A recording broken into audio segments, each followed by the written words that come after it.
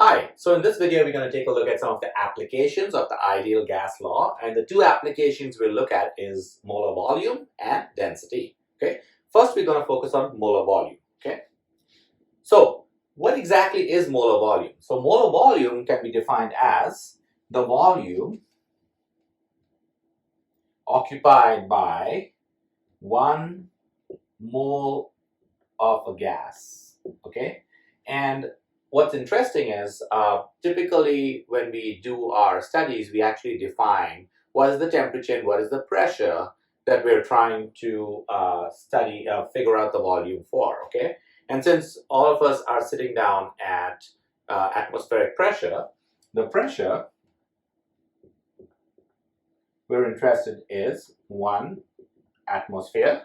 And then the temperature is taken to be a standard temperature, which is actually 0 degrees Celsius or 273.15 Kelvin. Okay, so the temperature we're studying this is at 0 degrees Celsius or 273.15 Kelvin.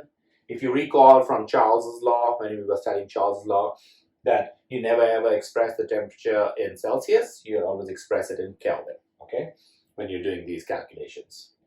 Okay, so now these two, pressure and temperature, actually turns out this is called STP. So whenever you see STP, it means we're looking at a temperature of 0 degrees Celsius or 273.15 Kelvin, and you're looking at a pressure of 1 atmosphere, okay?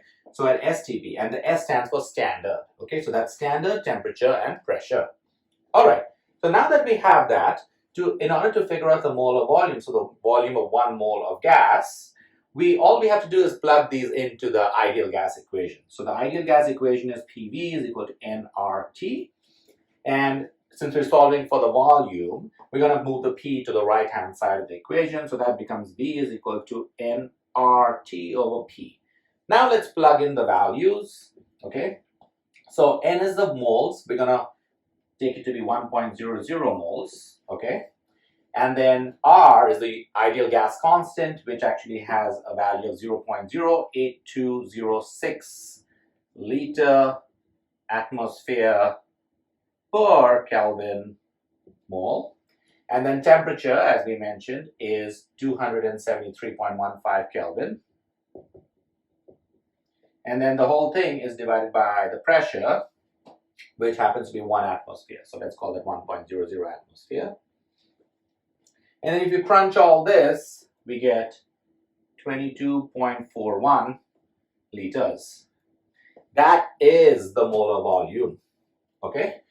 So 22.41 liters, so what that means is that at standard temperature and pressure, 1 mole of any gas, it doesn't matter what gas it is, of any gas always occupies 22.41 liters.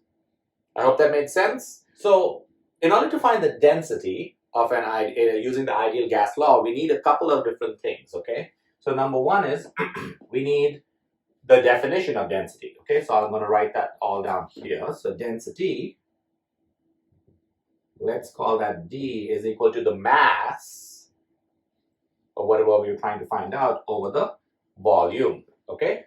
And then the other thing we need to know is that if we're trying to study the density of any particular element compound, in this particular case, we're going to focus on the density of gases.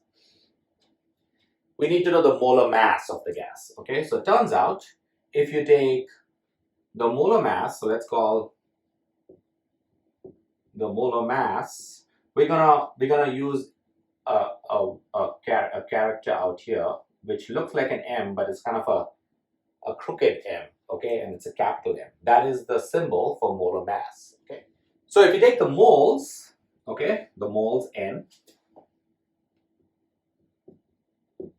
and you multiply it with the molar mass, that gives us the mass M. Okay, so we need to know this relationship. Okay, so now all we have to do is plug what is M, which is equal to this, into the expression for density. That's the next thing we need to do. So this becomes density is equal to N, the weird M, capital M, over volume. That is the density, okay? And then the next thing we need to do is go ahead and write the ideal gas law. So the ideal gas law, I'm going to go ahead and write that out here. Just draw a line. PV is equal to nRT. And notice carefully, you have an N and the V out here that matches what's in the ideal gas law. So let's rearrange the ideal gas law to have the N and the V on one side and everything else on the other side. Okay?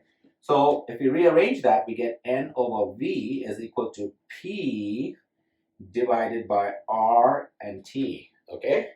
Now, let's rearrange this to get the N and V on one side and everything else on the other side. So that gives me N over V is equal to D over the molar mass. Okay? So now all I'm going to do is I'm going to take this side and equal that to this side, and that's going to be how we're going to solve for density. So we get P over R T is equal to D over the molar mass. Okay? So to solve for density, we just take the molar mass to the left side. Okay? So this becomes D density is equal to P times the molar mass over RT. And there you have it. So if you know the pressure, you know the molar mass of the gas, you know the ideal gas constant, and you know the temperature, you can solve for the density of the gas.